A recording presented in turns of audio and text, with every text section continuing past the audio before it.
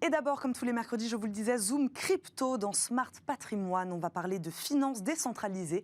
Aujourd'hui, il faut dire qu'elle explose en termes de popularité. En un an, le nombre total d'adresses interagissant avec les protocoles DeFi est passé de 25 000 à près de 3 millions. Pour en parler justement, notre invité aujourd'hui, c'est Mounir Benchemled. Il est fondateur de Paraswap et nous l'accueillons en visioconférence. Bonjour Mounir. Oui, bonjour, merci Merci. de m'accueillir ici. Eh ben non, merci à vous de nous accompagner en visio aujourd'hui. Paraswap, agrégateur de plateformes d'échange décentralisées. Mounir, pour l'expliquer simplement, à l'instar de Booking, c'est ça pour les hôtels et les appartements. Vous allez chercher le meilleur prix, mais pour les transactions crypto, c'est à peu près ça. C'est très, très proche de ça, oui. C'est très semblable au comparateur de prix pour acheter des billets d'avion ou des chambres d'hôtel. On scanne l'offre qui est sur l'ensemble des échanges décentralisés et on essaie de piocher un peu la liquidité qui est là-dessus et tourner des algorithmes qui vont optimiser le prix. Les comparateurs, ils vont juste pointer sur l'offre la plus favorable à l'utilisateur. En finance et en DeFi, en crypto, on peut combiner cette liquidité, c'est-à-dire on peut prendre une partie d'un échange, une autre partie d'un autre échange. C'est un peu semblable à si je prends un billet Paris-San Francisco, il se peut qu'un expédient Skyscanner, il va me router vers Londres en TGV et ensuite vers San Francisco directement. Et donc cette combinaison fait que le prix total, il est moins cher pour l'utilisateur. C'était bien de l'expliquer. On va rentrer un peu plus avec vous, encore plus même dans le détail. Est-ce qu'on peut rappeler, pour ceux qui nous écoutent, Mounir, quels services financiers la finance décentralisée, justement, propose? Voilà, est-ce qu'on a accès à des prêts, à de l'épargne crypto? Réexpliquez-nous un peu les services financiers qu'elle offre. Oui, exactement. En fait, le but de la finance décentralisée, c'est de reprendre la finance classique et la mettre dans la blockchain et rajouter de la transparence, de l'accessibilité et de l'efficience aussi. Donc, on peut trouver du trading, ben, ça c'est normal, mais aussi du prêt, de l'emprunt, du placement, des perpetuals, bon, pour ceux qui se connaissent dans la finance, du leverage trading. En fait, tout ce qu'on trouve dans la finance classique, on le retrouve de plus en plus dans dans la finance décentralisée. Et comment vous expliquez, vous, ce succès? Quel est l'intérêt? Vous parliez de transparence, d'efficience. Voilà, selon vous, quel est l'intérêt principal pour l'investisseur de décentraliser justement ses projets d'investissement? Alors, il y a plusieurs aspects. Premièrement, c'est une alternative à la finance classique, mais aussi en termes de coûts. Parce qu'en finance, il y a souvent beaucoup d'intermédiaires, parce qu'on va dire la finance est sécurisée par des contrats légaux, alors que la blockchain, elle est open. C'est juste du logiciel qui tourne dans la blockchain. Et donc, en fait, il y a pas l'aspect ce qu'on appelle enforcement, quelque chose qui va enforcer les lois quand le contrat n'est pas respecté. Donc, c'est là où on a les smart contracts qui sont des bouts de code, ou c'est un logiciel qui tourne dans la blockchain qui va faire en sorte que ce qui a été agréé, on va dire, exécuté ou implémenté, ou renforcé, comme on dit en anglais. On utilise la finance décentralisée comme une alternative. On utilise la finance décentralisée pour le coût aussi. Les coûts de transaction, ils sont beaucoup moins chers car il n'y a quasiment pas d'intermédiaire. On interagit directement avec le service sans avoir à passer par un intermédiaire. Comment vous êtes arrivé dans cet écosystème des cryptos, de la finance décentralisée? Vous vouliez répondre à quel besoin? Voilà. Il y a beaucoup de plateformes d'échange, j'imagine que c'est aussi pour ça. Ouais. Alors, dans les cryptos, il y a des plateformes, ce qu'on appelle des plateformes centralisées, qui ressemblent beaucoup à ce qu'on retrouve dans la finance. On dépose nos fonds, qui sont des cryptos, chez cette plateforme, disons Binance ou Coinbase, et c'est Binance et Coinbase qui vont avoir la custody, c'est-à-dire c'est eux qui vont détenir les fonds à ma place. Et pour utiliser ces fonds, pour les placer, c'est je dois donner un ordre à cette plateforme pour qu'elle puisse passer cet ordre ou faire exécuter cette opération. Alors que dans la finance décentralisée, les fonds, ils sont sous contrôle de l'utilisateur. Ça peut être sur un ledger, qui est le wallet le plus sécurisé, le portefeuille crypto le plus sécurisé, ou un MetaMask ou autre chose.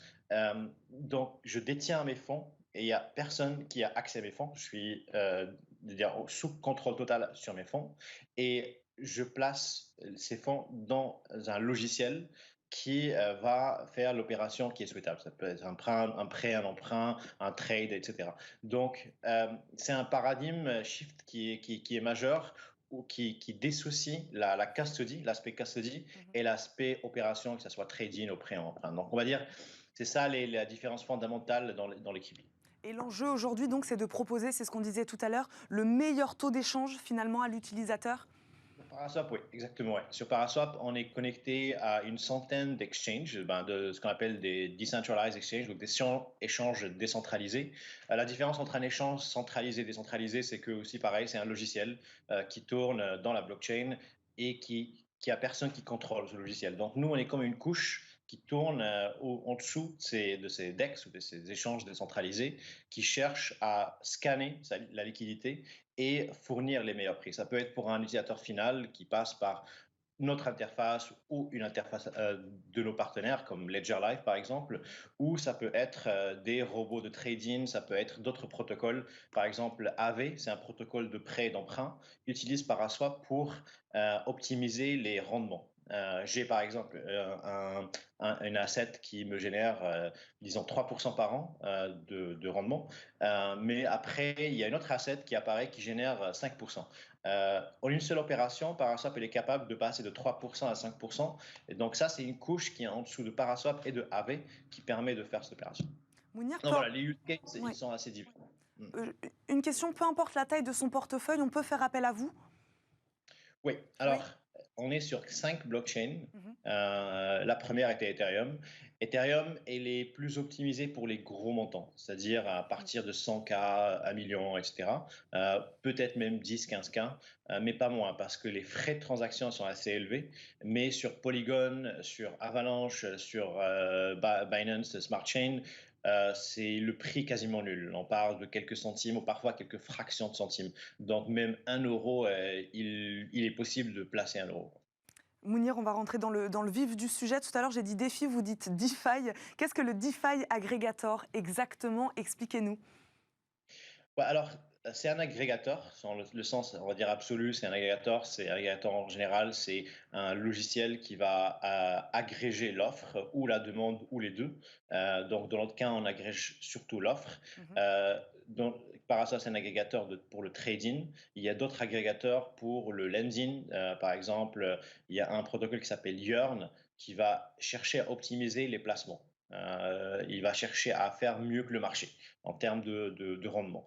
Il y a d'autres agrégateurs qui vont permettre, par exemple, d'agréger toutes les plateformes DeFi ou les plateformes DeFi majeures afin qu'on ait une vision 360 sur mon portfolio, sur les différents placements que j'ai mis, sur la valeur de mon portfolio. Il y a des plateformes maintenant qui utilisent les NFT pour on va dire le portfolio, comme Nested Finance, c'est une boîte française qui permet en fait de tokeniser le portfolio entier en un NFT et qui permet en fait de nouveaux use cases. Par exemple, du copy trading comme on a sur eToro. En un seul clic, on peut copier le portfolio de quelqu'un d'autre et copier les stratégies de quelqu'un d'autre.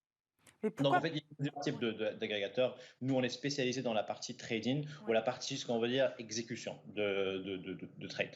Et pourquoi permet-il, Mounir, de réduire les frais de transaction? Comment? Parce qu'il n'y a pas d'intermédiaire, tout simplement, on interagit directement. C'est comme si on va trader directement sur Euronext, alors que dans un cas normal, c'est pas possible. Il faut passer par des courtiers qui facilitent passation de transactions. Et souvent, c'est pas un intermédiaire, c'est plusieurs intermédiaires. Et dans la DeFi, il y a littéralement zéro. On peut passer par des intermédiaires, mais pour des raisons d'optimisation. Par exemple, je veux ouvrir ce qu'on appelle un vault qui me permet de générer un certain type de rendement sans entrer dans les détails. Alors, je peux le faire tout seul, mais ça va prendre beaucoup d'étapes, alors qu'il y a des applications comme une qui s'appelle Argent, c'est un wallet qui permet de tout automatiser et tout faire en une seule transaction. Mais encore une fois, c'est moi qui fais cette transaction, l'intermédiaire et cette fois-ci, c'est un logiciel qui facilite la tâche, mais j'ai toujours le choix ou bien toujours l'option de le faire directement ou bien passer par un logiciel qui me permet d'aller plus vite. Qu'est-ce qui peut influencer le prix des transactions crypto? On sait qu'on est dans un contexte géopolitique, voilà, c'est particulier en ce moment, hausse des prix du gaz. Voilà, qu'est-ce qui peut influer le prix des transactions crypto? C'est basé uniquement sur l'offre et de la demande. Alors, vous me direz, c'est la même chose dans les marchés, on va Mhm. dire, international pour le gaz, etc. Donc, c'est la blockchain, son aspect décentralisé fait que la sécurité du réseau, elle est faite par n'importe qui, entre guillemets. Donc, c'est n'importe qui, on les appelle des mineurs, qui tournent des logiciels et qu'il faut qu'ils arrivent à un consensus sur l'état de la blockchain. C'est-à-dire, j'ai fait cette transaction, j'ai envoyé cette somme, l'autre personne a reçu cette somme. L'ensemble de cette transaction doit être validé par un réseau décentralisé, ce qu'on appelle des mineurs. Et ces mineurs, en fait, ils ne travaillent pas bien sûr gratuitement, ils sont payés par les frais que les utilisateurs payent à chaque transaction. Le montant dépend de l'état du réseau. S'il y a beaucoup de demandes, il y a beaucoup de transactions qui se passent, dans ce cas-là, le prix des transactions, ce qu'on appelle le gaz, va monter et vice-versa. Donc, ça dépend uniquement de l'offre et de la demande. S'il y a beaucoup d'usages, le prix monte. S'il y a moins d'usages, le prix baisse. Il y a eu récemment quelques améliorations pour stabiliser un peu ce prix, parce qu'il y a un an, les prix, parfois, ils montaient d'une façon exponentielle.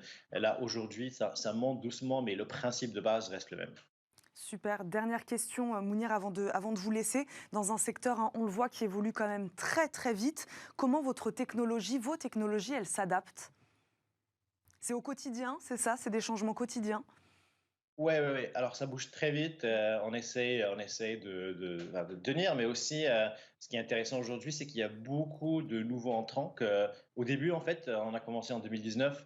La DeFi était en niche. Bon, la DeFi était une niche. On était 3 à 4 000 personnes maximum. Là, aujourd'hui, on parle de plusieurs millions, et chaque jour, on voit de plus en plus. Donc là, le gros changement qu'on a dû, là, on a dû s'adapter les derniers 6 mois, c'est de onboarder des personnes où c'est leur première fois qu'ils arrivent dans un protocole DeFi. Donc, plus de travail d'éducation, plus de travail d'onboarding. On travaille aussi avec les institutions. On a aujourd'hui 2 banques majeures qui testent Paraswap sous une format entièrement régulé. Donc, c'est comme une couche qui est sur Paraswap avec du KYC, AML, etc. Donc, ça, c'est quelque chose qui est nouveau pour nous. On ne s'attendait pas, je ne le voyais pas du tout arriver en 2019. Mais voilà, je dirais l'aspect retail et l'aspect institution qui grandit de jour après jour. Et cet aspect éducatif, c'est ce qu'on a essayé de faire avec vous aujourd'hui. Merci beaucoup d'avoir répondu à nos questions en visioconférence. Mounir Benchemled, fondateur de Paraswap. Merci beaucoup d'avoir été avec nous aujourd'hui dans Smart Patrimoine. Tout de suite, c'est Enjeu Patrimoine.